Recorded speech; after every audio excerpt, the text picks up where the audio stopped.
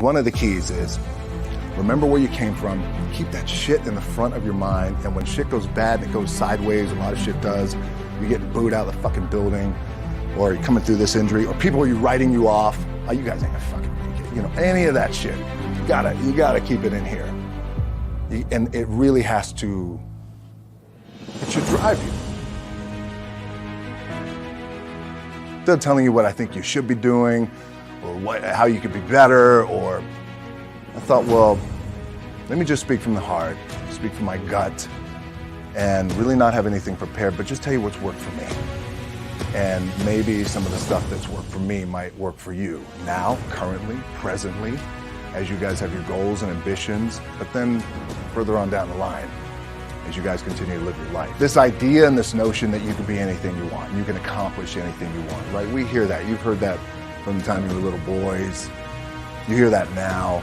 You're already incredibly accomplished. You guys know that. The thing that has worked for me is to remember the hard times. So, and I'm sure you guys all have your processes. And again, I'm going to tell you what's worked for me. So before a big movie comes out, before, back in the days when I was wrestling with WWE, a WrestleMania match, anything big that would happen, I would always take a moment and I'd just remind myself, all right, I was evicted when I was 14. We were kicked off the island. We couldn't live in Hawaii. Had no place to live. A lot of shit happened then when I moved to Nashville. I was arrested multiple times by the time I was 16 years old. I would remember that, and it allows me then to be present in the moment and understand, holy shit, this is the stuff I have around me right now. This is the shit that I dreamed of when I was a kid. I am here. I played for University of Miami, played great teams. Warren Sapp, Ray Lewis, they were my teammates.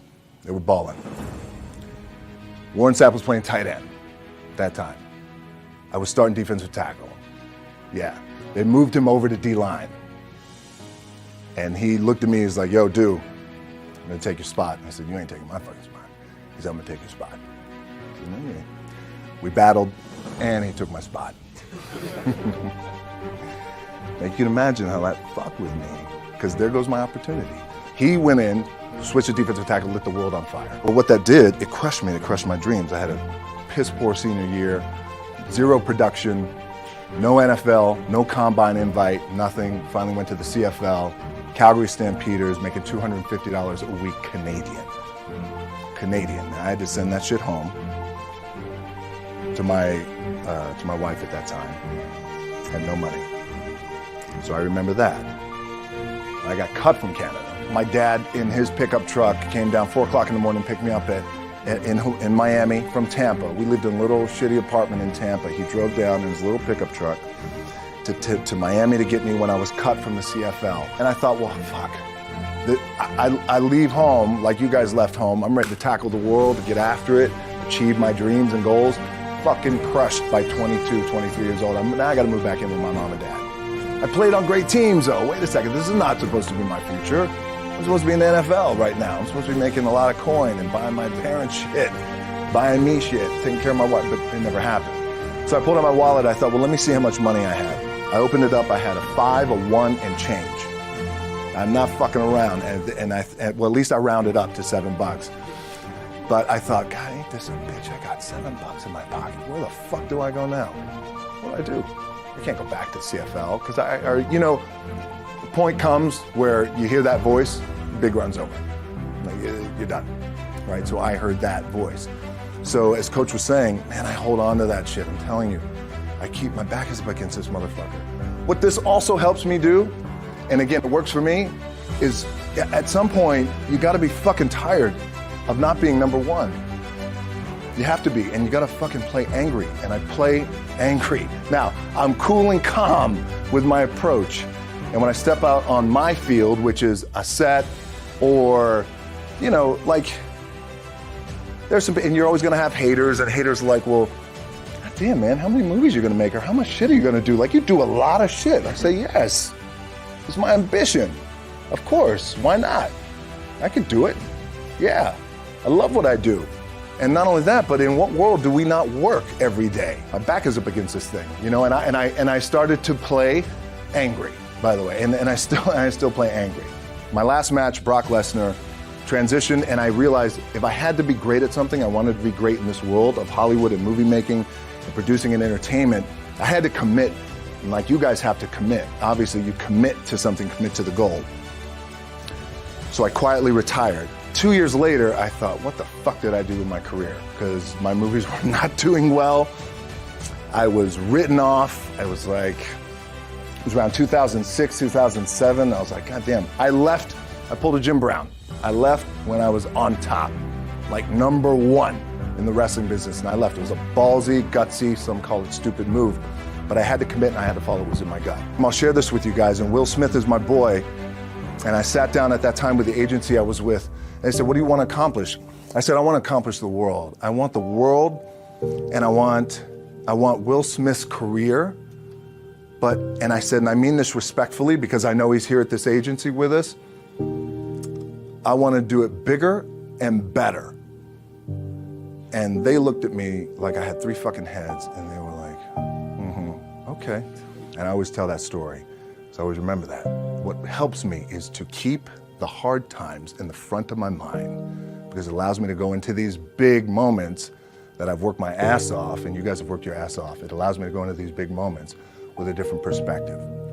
What it also does for me, and again, this is what works for me. Like, my back is up against this motherfucker. Every day, it's against this fucking wall. And when my back is against this motherfucker, then there's nowhere to go but that way. So every day, my back is up against this motherfucker, and this is how I operate. Now, doesn't mean you don't smile, doesn't mean you don't laugh and joke, right? You're happy, I'm a happy guy. But when it comes to business, and when it comes to executing, it's up against this. And I gotta go that way. And I don't give a fuck who is in front of me. They're not gonna stop me. But the key with me is just always finding what the anchor is. And the fucking anchor is getting up at 4 o'clock in the morning every day before anybody else and grounding my thought process is in the no one will outwork me. No one. I love and I respect you guys. You motherfuckers won't outwork me. My last match in WWE, I'll share this with you guys too, is that, again, because there's a little bit of takeaway here from all this shit, is I wrestled John Cena. And I went in, and I think it's 2013, I went in WWE champion, and we went in MetLife Stadium. We had a record-breaking attendance, which was amazing that night. We accomplished our goal. So I wrestled with John Cena. We had 45 minutes planned for the match. It's nonstop go, right? So your conditioning is tested. And at that time, I wasn't full-time in WWE. I was just doing these spot matches where I was still shooting G.I. Joe, I think, or Pain and Gain at that time. It was Fast and Furious 6 in London. Had to travel in the ring, get all my ring work in, travel back to shoot Fast and Furious, then back, WWE Raw, doing those shows. The big build-up to WrestleMania against John. We get to MetLife Stadium. It's a big night. This is it. It's game night, right? It's championship night for me.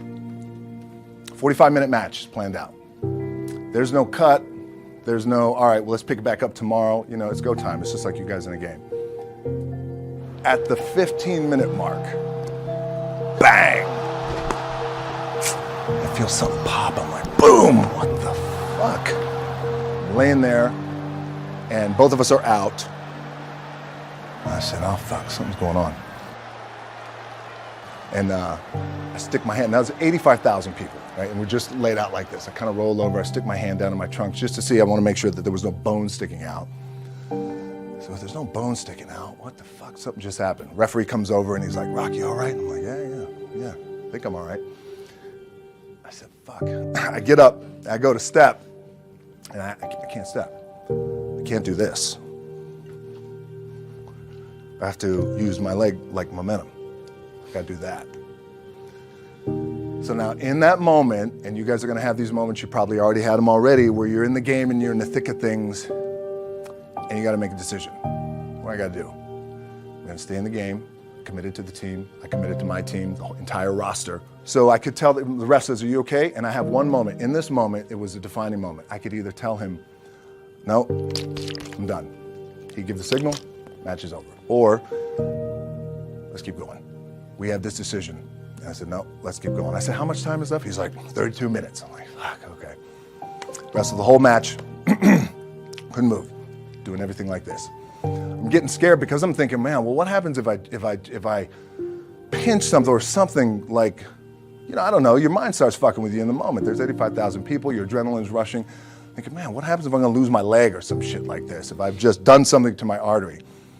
Final move of the match is his big finishing move. And I remember I'm getting up and I'm turning like this because I have to fall into him. He's gonna hit me with his big finisher. It's like a massive suplex where I go over his head and fucking slams me down. And I remember turning into John, and he says, and I remember thinking to myself, God, please don't let this be too bad. Just take care of me. Take care of me. Bang! I feel boom! And I don't know what the fuck just happened. Now, luckily the match is over. He pins me, 1, 2, 3. Comes in the back. I get to the back. I can't move. Now I'm getting a little nervous. Get on a jet, rushed home to my doctors down in Florida, and get an MRI. Find out that I have completely torn my adductor, the top of my adductor and my top of my quad off my pelvis. What I was proud of was to walk out on my own, but not only that, but in this fucking moment where the odds are against you, people are watching, your team's depending on you, you either say, I'm done, or this shit, whatever the fuck is going on, it's temporary, and it may fuck me up at some point down the road. But I'm not gonna let this opportunity go by without giving it my all.